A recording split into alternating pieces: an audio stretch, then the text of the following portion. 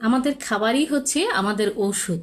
অর্থাৎ আপনার যে কোনো রোগের প্রাথমিক চিকিৎসা হচ্ছে আপনার খাবার।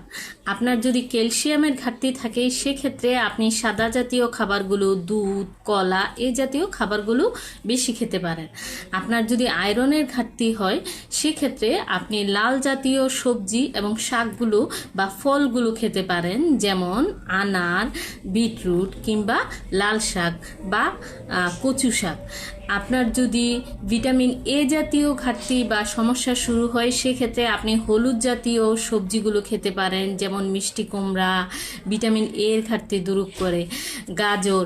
তো আমাদের আসলে প্রতিটা রোগেরই এক একটা খাবারের ডিফিসিয়েন্সি থেকে তৈরি হয়। তো সেক্ষেত্রে আপনার যদি প্রথমেই ডাক্তার কোনো একটা প্রবলেম বলে, আপনি চেষ্টা করুন ন্যাচারাল সাপ্লিমেন্ট বা ন্যাচারাল ফুড দিয়ে এটাকে ঠিক করতে।